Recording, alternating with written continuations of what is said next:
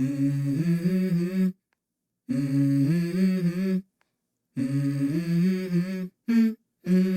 go. I wake up to a little bit of drool on my pillow, feel like it's gonna be a bad day. Yeah, I'm tired of shit, and the coffee ain't hit yet, damn, ain't that great. I don't wanna go to work, cause my boss is a jerk, and I'm not even that paid. I need a change in my life, cause I don't feel alive, and there's nothing that makes me happy. Hold my beer for a minute, I'm about to quit my job, cash in for a ticket. I'm going on a trip and I don't plan to visit. I'm gonna stay there till I feel like I'm winning, and this is just the beginning. I need a big change, help me feel like living. I need a big swing, home runs I'm hitting, and I'll never look back, moving on till I get it all. And we all got dreams, we all want things, but what you gonna do for it? How you gonna move for it? What you gonna be? And do you believe you can do anything? But what you gonna do for it? How you gonna move for it? What you gonna be?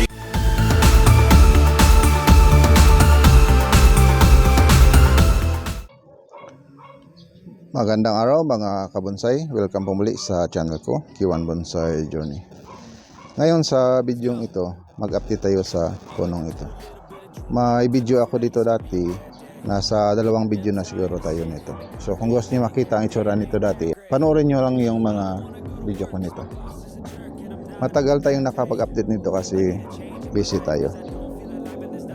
At saka yung mga pads nito ay nasira dahil napabayaan ko rin nung busy ako. So ngayon, try kong i-maintain ang mga pads nito para gumanda na siya muli.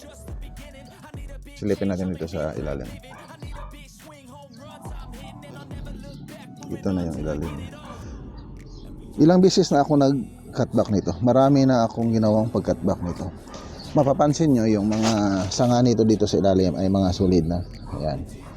So mga malalaki na, compare natin sa last natin na video. Sa last natin na video, yung mga sanga natin doon sa likod. Yan. Ang mga sangang yan noong last natin na video ay mga maliliit yan. So ngayon, tingnan nyo, mga solid na siya. Malalaki na. At saka yung doon, yan.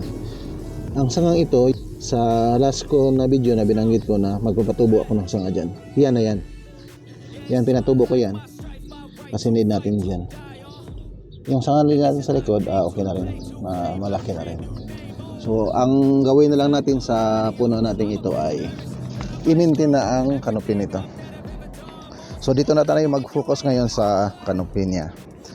Gaya naman sinabi ko sa mga video ko na kapag nagtitrain tayo ng mga puno natin ay mag-focus muna tayo sa trunk natin, mga sanga natin, mga secondary, tertiary, fourth, bago tayo mag-focus sa canopy natin. So ngayon, nabuo na natin yung trunk natin, okay na. Yung mga sanga ng puno natin, okay na rin. Nasa tamang laki na sila. Yung mga tipering niya, okay na. Kaya mag-focus na rin ako sa canopy nito. So i-pause ko muna ang video at saka pagpatuloy ko lang kapag matapos ko na itong may trim. Ito na ngayon ang ating puno matapos nating may trim. Kung mapapansin nyo na yung mga pads niya ay di pa rin buo. At saka di ko pa pala ito na ilipat sa bonsai pot. Diyan muna ngayon. Pero next na gagawin ko nito ay ilipat ko na ito sa bonsai pot niya. Ayan. Ngayon yung mga pads niya pangit pang tingnan. Kasi gaya ng sinabi ko, nag-wild ito nung busy ako. Pero ngayon, i-maintain ko na ito. Yung mga pads nito, i-maintain ko na para gumanda na siya. Pero kahit nag-wild ito, tingnan natin dito. Okay rin din naman kasi tingnan nyo yung mga sanga dito lumaki na. Yan. Bali, update lang natin ito sa punong ito. Focus muna tayo sa mga sanga niya. Yan.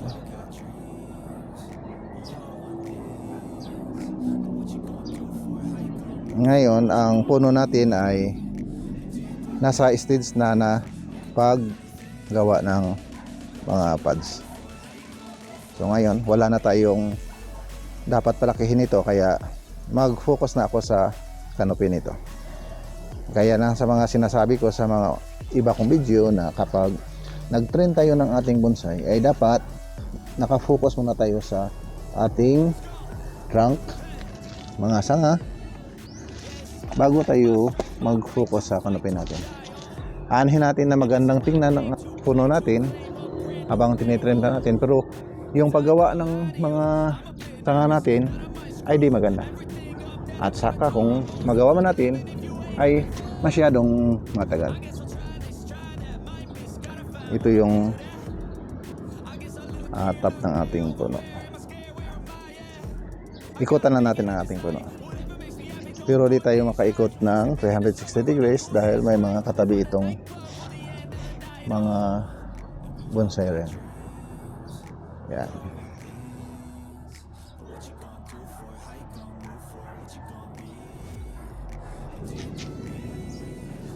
Dito sa may bandang likod, bali nahuli ito. Kasi dati, yung sa last ko na video ko, ay maliliit pa mga sanga nito. Yan. Pero ngayon, unti-unti ko nang binubuo yung mga pads dito. Kaya dito, marami pa siyang bakante. Kapag nailipat natin ito sa bonsai pot at saka mailagay natin siya dito, pwede na nating ikot-ikotin para yung pagtama ng araw sa bonsai natin ay pantay-pantay. Silipin na natin yung ilalim nito dito sa likod.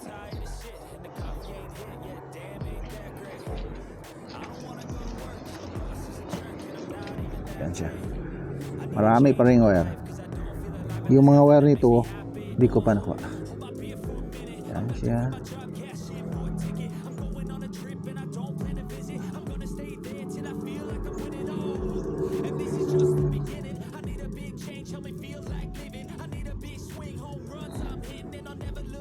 Konti na lang ang kulang.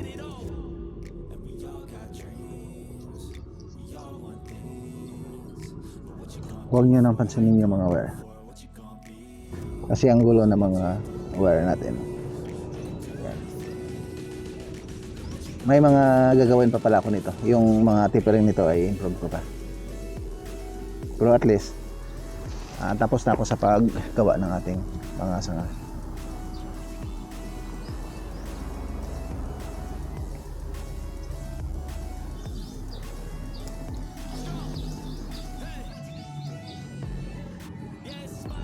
Bali, ang gagawin natin na pads nito ay malalaki.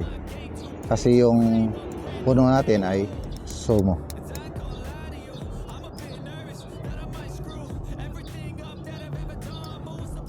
Finishin na natin dito sa ilalim niya.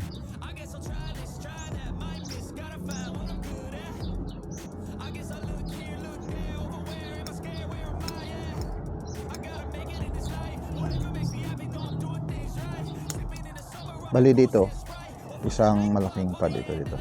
Yan. Hanggang dito. Hanggang dyan siya. Dito. Bali, isang pad dito. Kaya ngayon, hindi muna natin siya ipakita.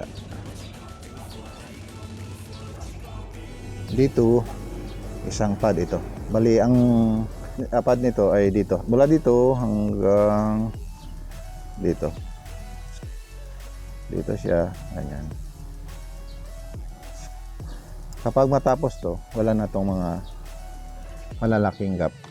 Ito, dito rin siya, ang pad nito. Ayan, pag ganyan siya. Pag ganyan, dito. Ayan. Balang araw, wala na tong mga bakante. I-trim lang muna natin.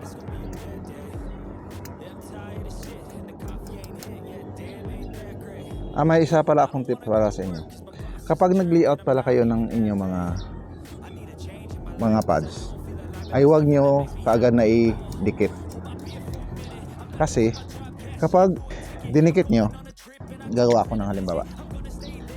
Kapag dinikit nyo ang ito, pads na ito, gusto ko kasing maganda na kaagad na tingnan. Dito ko na ilagay. So medyo dikit na siya. So maganda na siyang tingnan. At saka ito, dito ko rin ilagay. Dali. Ito. Yan, para maganda siyang tingnan, wala na siyang mga bakante. Pero ang problema natin dito, habang tumatagal kasi ang puno natin ay tumudugo pa. Habang ang mga pods natin ay nagde-develop, ito dito, tutubo ito hanggang dito. At saka ito tutubo rin. Ang mangyari dito kapag dinikit nyo ang pag-layout ng mga pods nyo, kapag nabuo na ito, parang isang buo na lang ito. Wala na siyang bali bakante, yung relative space na tinatawag natin. Need natin yung may kunting bakante para ma-establish natin yung mga pods natin. Kasi kapag dikit-dikit na sila, wala na yan. Para na siyang tapyari. Yung buo nating puno ay wala na mga ganitong mga bakante na maliliit.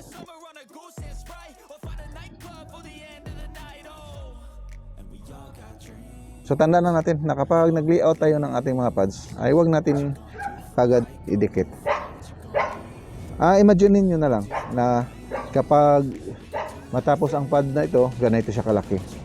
Para pag nabuo na ang ating mga bonsai, ay wala na tayong babaguhin. No need na nating magtanggal ulit ng mga sanga dahil sobrang dikit-dikit na. So, yan lang. Sana sa mga baguhan may natutunan kayo paano mag-layout ng inyong mga pods. Yan ang ilagay nyo sa isip nyo na huwag nating gawing maganda kaagad ang ating mga bonsai. So nasa tamang pag-train lang. Hanggang dito na lang ang video natin ito. Sa susunod, kapag nailipat ko na ito sa bonsai pot, bigyan ko kayo ng update. At sana rin na di ko ito mapabayaan para mabuo na ang kanyang mga pods. So hanggang dito na lang ang video natin ito.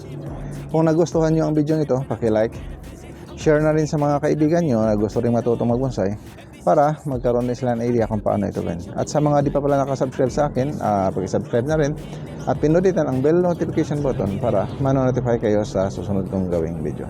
Maraming salamat sa panonood.